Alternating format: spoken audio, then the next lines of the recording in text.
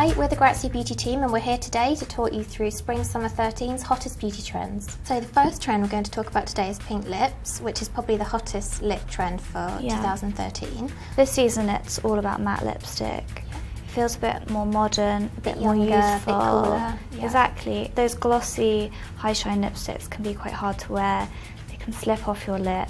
And look a bit too glamorous maybe as well. The Giles was the show that kind of summed it up. The models had kind of got that beautiful slick of matte pink lipstick against that really kind of gorgeous, almost 30s hair. At Giles, Lucia Pieroni, she just used a lip pencil, which was MAC lip pencil in Embrace Me. She just drew it on from the pencil and then blotted it and did another layer. And the most important thing for me is that we talk about what the right colour for different skin tones to wear is.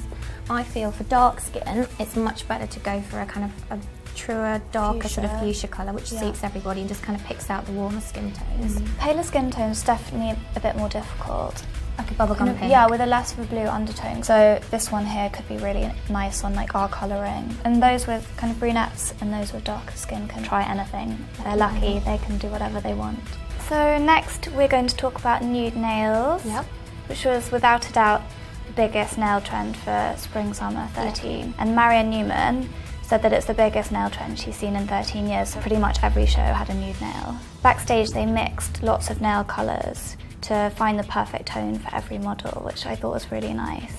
So it's kind of a seamless join between your fingers and your nails. For me, if you have darker skin, you need to go for quite a rich shade that kind of picks out the more coffee mocha colours in your film. Anyone slightly ashy or olive in skin tone needs to pick something out that's got a little bit more neutral tones in it, so something a bit more beigey, a little bit less colour in it. And then for the paler person who really is quite sort of pale like me, I would say go for something with a little bit more warmth and a little bit more mauve in it. So trend number 3 is blue eyes, and this is something that we saw happening sort of last season, and it kind of came up in Stella McCartney's show and then became a bit of a huge trend.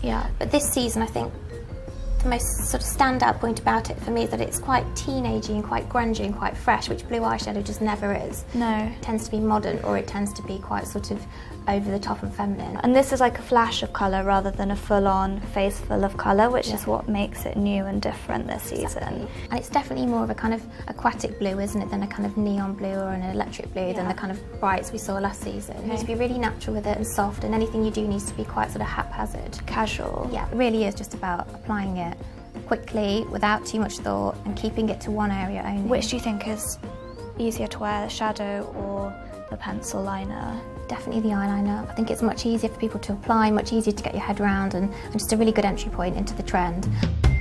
For seasons and seasons now, I feel like we've been talking about the mini bun, the top knot, the maxi bun, every kind of bun, the ballerina bun.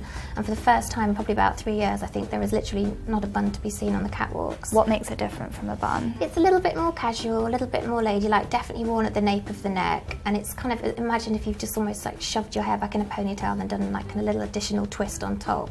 So it's slightly more elegant, but still with the same sort of casual feel to it. But essentially it's not a style, it looks like you've just literally chopped it up. And where did we first spot this trend? Sam McKnight, who we love, did an amazing version at Chanel, which is really pretty and really easy and quite in keeping with Chanel's sort of whole elegance.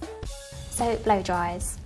Last year it was all about larger than life, bigger is better. Bouffants everywhere. Bouffants, Barbarella, you name it. It's a little bit easier to wear and definitely a lot more flattering. So we're calling this a 3-day blow dry.